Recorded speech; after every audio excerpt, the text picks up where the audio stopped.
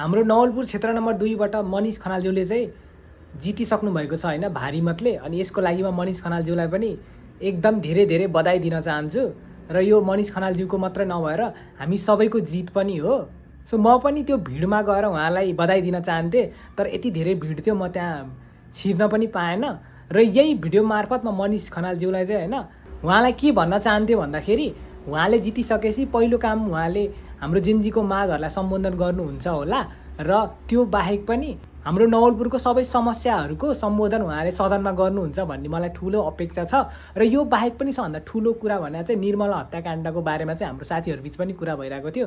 अनि यसको बारेमा चाहिँ उहाँले पनि फेरि पनि सदनमा उठाएर यो कुरामा जस्टिस उहाँले पनि दिलाउन उहाँले सहयोग गर्नुहुन्छ भन्ने ठुलो अपेक्षा पनि छ। र यो बाहेक उहाँ अधिवक्ता भएको कारण धेरै कुरा हामीले सम्झाउनु जरुरी पनि छैन। र उहाँले चाहिँ राम्रो राम्रो नीति र नियम कानुनहरू पनि ल्याउनुहुन्छ भन्ने चाहिँ ठुलो आशा छ। फेरि पनि मनिष खनालज्यूलाई चाहिँ धेरै धेरै बधाई।